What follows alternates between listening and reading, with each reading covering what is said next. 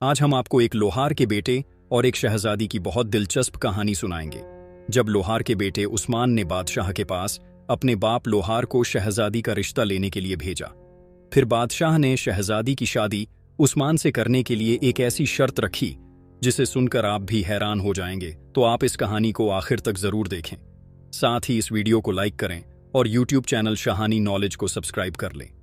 बहुत पुराने जमाने की बात है। किसी गांव में एक लोहार और इसका बेटा रहा करता था, जिसका नाम उस्मान था। एक दिन उस्मान बाप से कहने लगा, अब्बा मेरे लिए एक छुरी बना दो जिसकी धार बहुत तेज हो।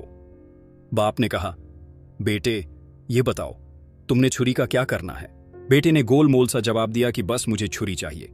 आखिर बेटे के बेहद इसरार पर बाप ने लोहे की छुरी बना दी। जब लड़के के हाथ में हथियार आ गया तो वह शेर हो गया। लगा बाप को धमकाने डराने के, अब्बा फौरन राजा के दरबार में जाओ और मेरे वास्ते शहजादी का रिश्ता मांगो। अगर नहीं मांगा तो मैं छुरी चलाकर आपका सर तन से जुदा कर दूंगा और आपको जान से मार डालूंगा। लोहार बेचारा यह सुनकर खौफ से थरथराने लगा। बेटे को छुरी बनाकर दी थी, अब उसे अफसोस हो रहा था। अब सोचने लगा का क्या करूं, इधर कुआं उधर खाई। अगर बादशाह से रिश्ता मांगने गया तो बादशाह मुझे मार डालेगा, अगर ना गया तो बेटा मुझे मार देगा। आखिर बहुत सोच समझकर इसने फैसला किया कि यूं मरने से वहां मरना बेहतर है। चलो राजा के पास चला जाता हूं, चाहे कत्ल ही क्यों ना हो जाऊं। बात तो हो ही जाएगी कि लोहार बादशाह से रिश्ता मांगने आया था। अपने ही बेटे के हाथों मजबूर होकर गुमनामी की मौत से मरने से बेहतर है कि बादशाह के हाथों इज्जत से मैं मरकर मशहूर हो जाऊं। एक दिन लोहार दिल मजबूत करके बादशाह के पास गया और इसे अपने बेटे उस्मान के लिए इसकी लड़की का रिश्ता मांगा। यह सुनकर बादशाह के तन बदन में आग लग गई कि तुम्हारी हिम्मत कैसे हुई, मुझसे मेरी शहजादी का रिश्ता मांग रहे हो। दिल तो चाहा कि अभी इसी वक्त जल्लाद को हुक्म देकर इसका सर कलम करवा दूं, लेकिन वजीर अक्लमंद था। उसने बादशाह के कान में सरगोशी करते हुए कहने लगा, जहां पनाह इसे मरवा दिया तो खामखा जग हंसाई हो जाएगी। लोग बात का बतंगड़ बनाएंगे, हम किस किस की जबान पकड़ेंगे। अक्लमंदी का तकाजा यह है कि इसे सही तरीके से टाल दिया जाए। सांप भी ना मरे और लाठी भी ना टूटे। हम इससे ऐसे सवाल कर डालते हैं कि इसका जवाब सारी जिंदगी ना ढूंढ सकेगा। अगर गुड़ देने से यह मर जाए तो फिर जहर देने की क्या जरूरत है। इसके बाद वजीर ने लोहार से मुखातिब होकर कहा, लोहार हम तेरे बेटे की शादी शहजादी से करने के लिए तैयार है, लेकिन इसके लिए हमारी एक शर्त है। तेरा बेटा कोई ऐसा काम करे जो दुनिया में इससे पहले ना किसी ने देखा हो ना सुना हो। लोहार शर्त सुनकर वापस चल पड़ा। अपने जिंदा लौटने पर इसने खुदा का शुक्र अदा किया। घर आकर इसने अपने बेटे को यह बात बताई। दोनों बाप बेटे ने नगर को अलविदा कहा और इस शर्त को पूरा करने के लिए रवाना हो गए। चलते चलते घने जंगल में पहुंचे। क्या देखते हैं कि शीशम के पेड़ के छांव में एक आदमी बैठा हुआ जमीन पर चारों तरफ फूल बिखरे हुए हैं। आदमी ने चूल्हे में अपनी टांग रखी है, पैर में ऐसे तरातर आग के शोले निकाल रहा है। चूल्हे पर खोलते हुए तेल की कढ़ाई रखी है और वह पकौड़े तल तल के खा रहा है। लोहार के बेटे ने जब यह अजीब मंजर देखा तो दिल ही दिल में कहने लगा, यह काम तो राजा ने कहीं ना देखा होगा और ना सुना होगा।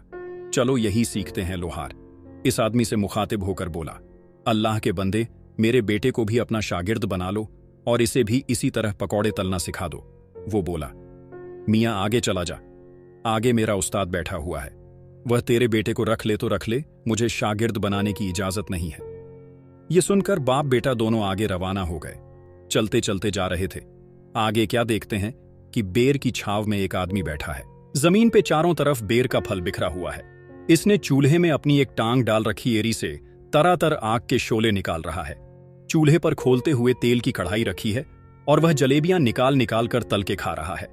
लोहार और इसके बेटे ने जब यह मंजर देखा तो मन ही मन कहने लगे, अरे यह काम तो पिछले काम से भी मुश्किल है। यह तो बादशाह ने ना कहीं देखा होगा और ना ही सुना होगा। चलो यही सीखते हैं। लोहार इस आदमी से मुखातिब होकर बोला, अल्लाह के बंदे मेरे बेटे को भी अपना शागिर्द बना लो, इसे भी इसी तरह जलेबियां तलना सिखा दो। वो बोला, मियाँ आगे चला जा, आगे मेरा उस्ताद बैठा हुआ है, वो तेरे बेटे को रख ले तो रख ले, मुझे शागिर्द बनाने की इजाजत नहीं है। यह सुनकर दोनों बाप बेटा आगे रवाना हुए। चले जा रहे थे कि आगे क्या देखते हैं कि बैरी के घने पेड़ के नीचे एक आदमी बैठा है। जमीन पर चारों तरफ मतिया के मतिया लाल सुर्ख बैर बिखरे हुए पड़े हैं। इसने चूल्हे में अपनी एक टांग डाल रखी है। पांव के अंगूठे में से तेज आग के शोले निकल रहे हैं। चूल्हे पर गन्ने के रस से भरी कढ़ाई रखी है और वह गुड़ बना बना के रख रहा है। लोहार और इसके बेटे ने जब यह मंजर देखा तो मन ही मन कहने लगा, अरे यह काम तो पिछले काम से भी मुश्किल है। यह तो राजा ने ना कहीं देखा होगा ना सुना होगा। चलो यही सीख लेते हैं। लोहार इस आदमी से कहने लगा, अल्लाह के बंदे, मेरे बेटे को भी अपना शागिर्द बना लो, इसे भी इसी तरह गुड़ बनाना सिखा दो। वो बोला, ठीक है, मैं तेरे बेटे को अपना शागिर्द बना लेता हूं, इसे अपने पास रख लेता हूं। यह लो चाबियां, वो सामने कमरा है, इस कमरे के दरवाजे का ताला खोलो, अपने बेटे को अंदर बैठाकर बाहर से ताला लगा दो। लोहार ने इस आदमी की हिदायत पर अमल किया। जब बेटे को कमरे में बंद करके जाने लगा तो आदमी ने इसे चाबियां वापस ले ली और कहा, अब 1 साल के बाद वापस आना। लोहार अपने घर लौट गया। इधर लड़का कमरे में भूखा प्यासा बैठा था, इंतजार कर रहा था कि कोई आए और इसे बाहर निकाले, लेकिन पूरा दिन गुजर गया और कोई ना आया। अब जो लड़के ने जरा गौर से कमरे में चारों तरफ देखना शुरू किया तो इसके रोंगटे खड़े हो गए, खून खुश्क होने लगे। इसकी आंखों के सामने एक खौफनाक नजारा था।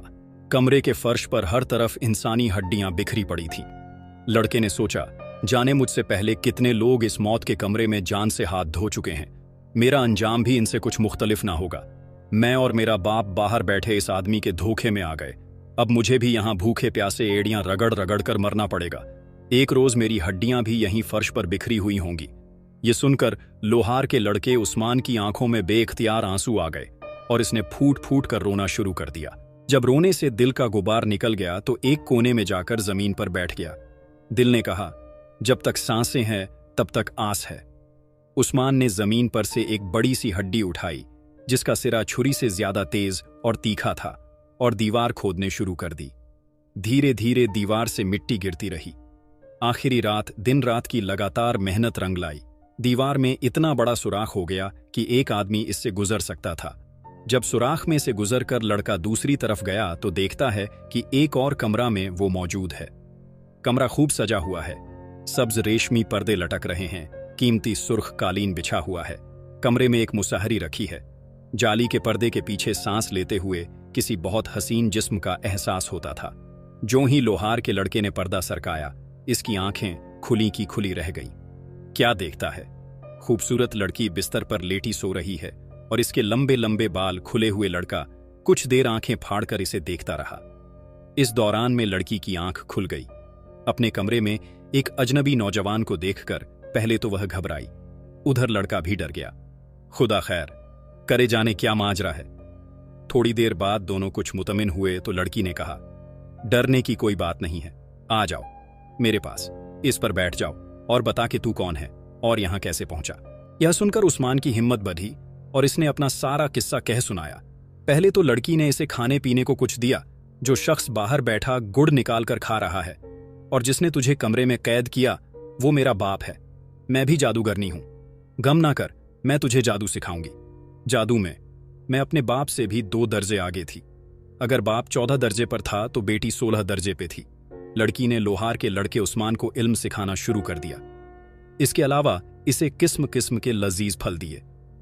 इसी तरह 1 बरस गुजर गया, मगर लोहार बेटे का पता करने के लिए ना आया। इसने सोचा, लड़का अच्छी तरह खूब सीख ले, कामिल जादूगर बन जाए तो ही इसे लेने के लिए जाऊंगा। इस दौरान में लड़का इस हसीन लड़की माहिरा से जादू सीखता रहा और फिर एक दिन अपने फन में माहिर हो गया। 2 बरस के बाद लोहार आया तो देखता है कि वह आदमी इसी तरह बैरी के घने पेड़ के नीचे बैठा है। जमीन पर चारों तरफ इसी तरह लाल सुर्ख बैर बिखरे पड़े हैं। इस शख्स ने पहले की मानिंद चूल्हे में अपनी एक टांग डाल रखी है। पांव के अंगूठे से आग निकल रही है। चूल्हे पर वहीं कढ़ाई रखी है और इसी तरह गुड़ बना बनाकर खा रहा है। लोहार ने इससे पूछा, अल्लाह के बंदे, मेरा बेटा कहाँ है? 2 साल पहले मैं इसे तेरी शागिर्द में तेरे पास छोड़ गया था। वो शख्स कहने लगा, मैं तो 2 साल से यहां ही बैठा हूं, गुड़ बना बना कर खा रहा हूं। ना मुझे फुर्सत मिली ना मैंने जाकर देखा। तू अपने हाथ से अपने बेटे को सामने वाले कमरे में बंद करके बाहर से ताला लगा गया था। यह ले चाबियां और अपने हाथ से ताला खोल ले और अपने बेटे से मिल ले। बाप ने सुना तो चेहरे पर हवाइयां उड़ने लगी। एक रंग आता एक रंग जाता, ये सोचकर 2 साल बाद अब तो बेटे की हड्डियां ही मिले तो मिले, जिंदा मिलना तो नामुमकिन है। गुड़ खाने वाले आदमी को गालियां देता हुआ लोहार भागता हुआ कमरे की तरफ गया। ताला में चाबी घुमा आई। अंदर बैठी लड़की के कान में जब ताला खुलने की आवाज पड़ी तो लड़के से कहने लगी, अगर मेरा बाप हुआ तो हम दोनों को मार डालेगा, अगर तेरा बाप हुआ तो हम बच जाएंगे। लोहार दरवाजा खोलकर अंदर आ गया। कमरा खाली था। दीवार के सुराख में से गुजरकर दूसरे कमरे में पहुंचा। क्या देखता कि सामने मुसहरी पर एक खूबसूरत लड़की, इसका बेटा, बैठे हुए हैं। मारने वाले से बचाने वाला बड़ा होता है। अपने बेटे को जिंदा सलामत देखकर बाप की जान में जान आ गई। दौड़कर बेइख्तियार बेटे को सीने से लगाया और खुदा का लाख लाख शुक्र अदा किया। इसके बाद बेटे ने बाप से लड़की का तारुफ कराया। जब असली सूरत हाल का लोहार को अंदाजा हुआ तो वह कांप के रह गया। इसने बेटे को बचाने पर माहिरा का शुक्रिया अदा किया। वो हसीन माहिरा कहने लगी, तुम दोनों के बचने की अब फकत एक ही सूरत है, वो यह कि ए लोहार, तू दुआएं देता हुआ रोता पीटता बाहर जा और मेरे बाप से कह के, हाय हाय मेरा बेटा भूखा प्यासा सिसक सिसक कर मर गया, तुमने इसे कमरे से निकाला ही नहीं। अब मुझे इतनी इजाजत तो दे कि इसकी हड्डियां किसी कपड़े में बांध कर रख के ले जाऊं और कब्र में दफन कर दूं। लोहार ने ऐसा ही किया। लोहार दुहाई देता हुआ हाय हाय करता कमरे से निकला। जिस तरह लड़की ने समझाया था इस तरह किया। जादूगर बोला, हां हां, हड्डियां लेकर जा, मैंने इनका क्या करना। बूढ़े साहिर ने हड्डियां ले जाने के लिए एक बड़ी सी सफेद चादर भी फराहम कर दी। दोबारा कमरे में आया। लड़की की बताई हुई तरकीब के मुताबिक बेटे को चादर में छुपा लिया। जब बेटे को चादर में लिपट हुए कांधे पर लटकाए कमरे से बाहर जाने लगा तो लड़की बोली, मेरी एक बात पल्ले से बांध लो, मैंने तेरे बेटे को जो जादू सिखाया है इसका इस्तेमाल रास्ते में ना करना। मैंने तेरे बेटे को जो जादू सिखाया है इसकी मदद से कहीं रास्ते ही में कमाई करना शुरू ना कर देना। घर पहुंचकर जो मर्जी हो करना। अगर तूने रास्ते ही में अमीर होना शुरू कर दिया तो मेरे बाप को पता चल जाएगा और फिर वह तुझे और तेरे बेटे को नहीं छोड़ेगा। खूबसूरत माहिरा अंदर कमरे में ही रही। लोहार ने इससे कहा, बेटी तू भी किसी तरह छुप छुपाकर हमारे साथ चलो, अपने संग दिल जालिम बाप की कैद से रिहाई हासिल करो। लेकिन वो लड़की ना मानी और बोली, इस तरह हम तीनों पकड़े जाएंगे, तुझे और तेरे बेटे को भी आजादी ना मिल सकेगी। यूं भी मेरा मरना जीना अब यही है, यहां से भागकर कहां जाऊंगी। लोहार बेटे को कपड़े में लपेट कांधे पर उठाए कमरे से निकला। इसने चाबियां का गुच्छा ही दूर से ही जादूगरनी की तरफ फेंका। जादूगर ने इसके जानिब कुछ ध्यान नहीं दिया। चाबियां उठाई और दोबारा अपने काम में मशरूफ हो गया। जब लोहार अपने बेटे को उठाए जंगल में काफी दूर निकल आया तो एक जगह इसने अपने बेटे को कांधे से नीचे उतारा, इसे चादर से बाहर निकाला। फिर दोनों ने अल्लाह का शुक्र अदा किया कि इनकी जान बच गई। अब बाप बेटे ने दोबारा सफर का आगाज किया। चले जा रहे थे। आखिरकार जंगल से बाहर निकल आए। अब इनके सामने हरे भरे खेत फैले हुए थे। एक जगह देखते हैं कि रास्ते में एक बैल घूम रहा था और कुएं से पानी निकल रहा था। पास ही एक जमींदार खड़ा है। लोहार का लड़का उस्मान बाप से कहने लगा, अब्बा मैं तुझे अपना जादू दिखाता हूं, लेकिन याद रखना मेरा रस्सा उतार लेना, वो ना बेचना। इतना कहकर लड़के ने कुछ पढ़ा और इसी वक्त बैल बन गया। दोनों चलते चलते जमींदार के पास पहुंचे। जमींदार ने जब इस कदर जवान और पला हुआ बैल देखा तो लोहार से कहने लगा, बाबा जी क्या आपने बैल बेचना है? लोहार बोला, हां। जमींदार ने पूछा, क्या लोगे? लोहार बोला, ₹1.25। जमींदार को सोच में डूबे देखकर लोहार कहने लगा, मेरा बैल बहुत अच्छा, तू उसे अपने बैल के साथ जोड़कर देख ले, अगर दिल मुतमिन हो तो खरीद लेना। जमींदार ने बैल जोड़ा। बैल खूब पानी निकालने लगा। इसके पहले वाले बैल से भी ज्यादा जमींदार खुश होकर बैल खरीदने पर राजी हो गया। लोहार कहने लगा, लेकिन मैंने बैल के साथ रस्सा नहीं देना। जमींदार बोला, कोई बात नहीं, तुम अपना रस्सा उतार लो, मैं खुद ही नया रस्सा डालूंगा। जमींदार ने कीमत अदा कर दी और बैल खरीद लिया।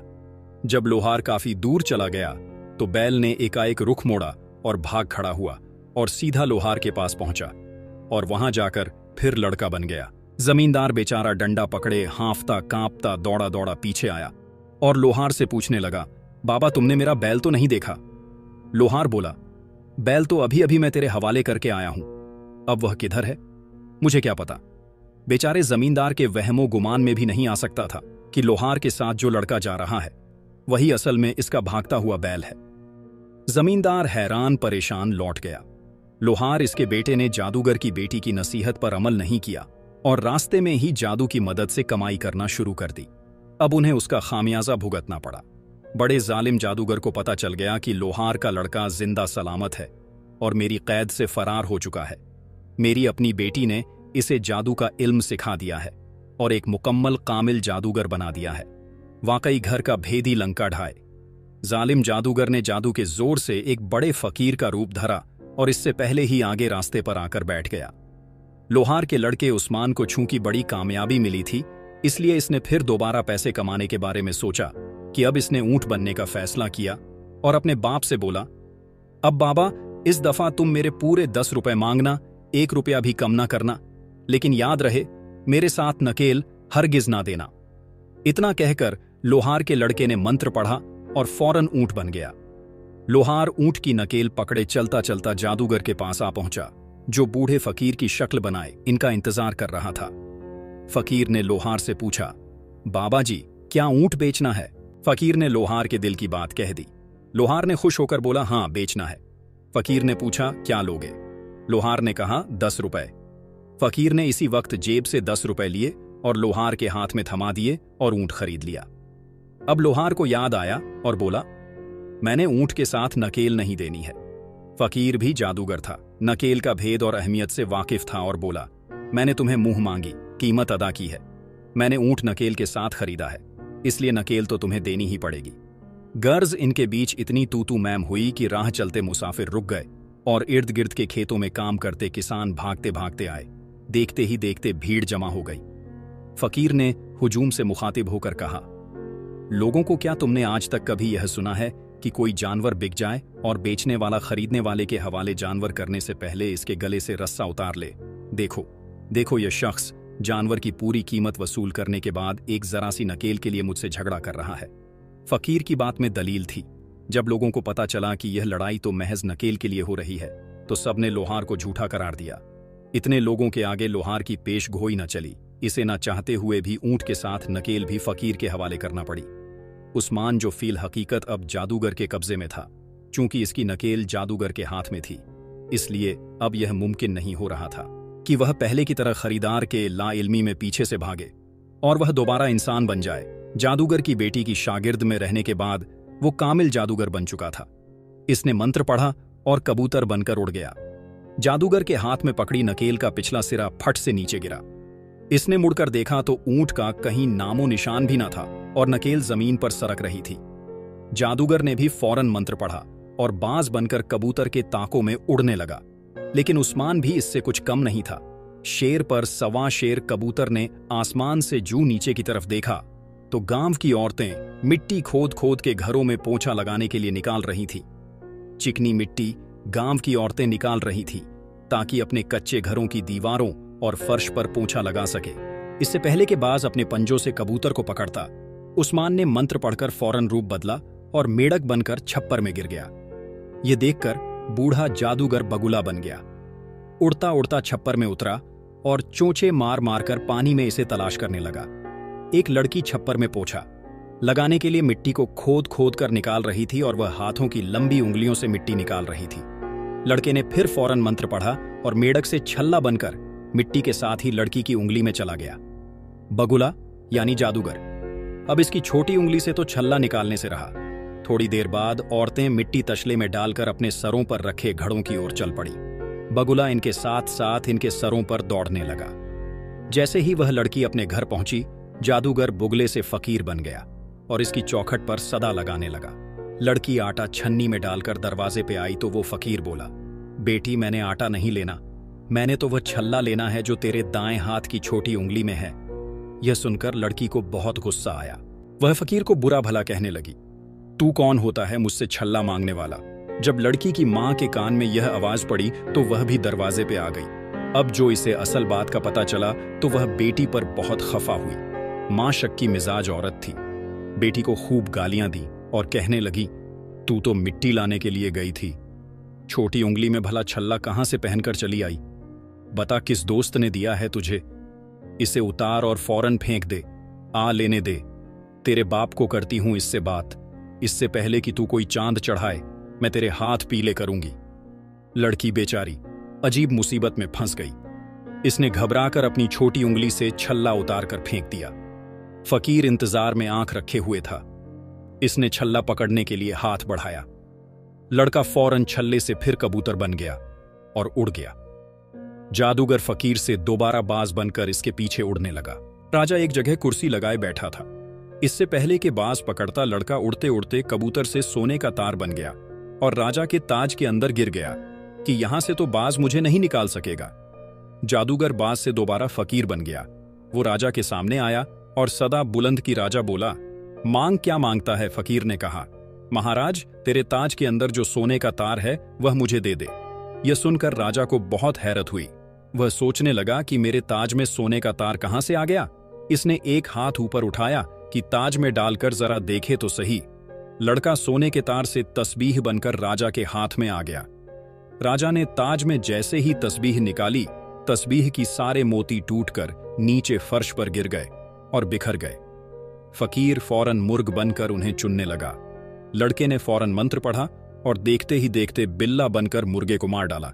राजा हैरान परेशान यह सब कुछ देख रहा था। इसकी आंखें फटी की फटी रह गई। ऐसा अचंभा इसने जिंदगी में पहले कभी नहीं देखा था। इधर लड़का जादूगर को मारने के बाद दोबारा अपने असली रूप में आ गया और आगे बढ़कर उस्मान का रूप लेकर राजा के रूबरू खड़ा हो गया। राजा अभी तक हैरत में डूबा हुआ था।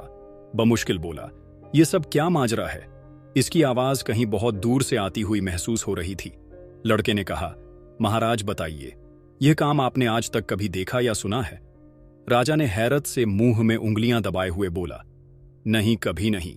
इस पर लड़के ने कहा, महाराज, अब अपना अहद पूरा कीजिए जो आपने मेरे बाप से किया था। मैं उसी लोहार का लड़का उस्मान हूं।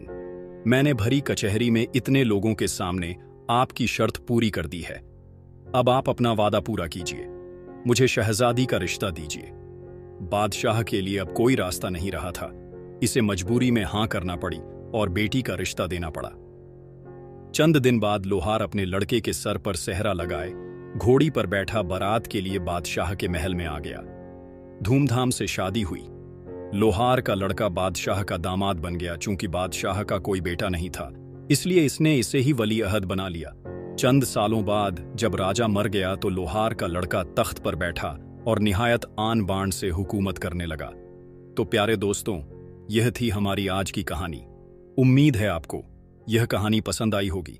अगर कहानी पसंद आई हो तो इसे लाइक करें, साथ ही करीबी लोगों के साथ शेयर भी जरूर करें। मिलते हैं किसी नई वीडियो में। शुक्रिया। अल्लाह हाफिज।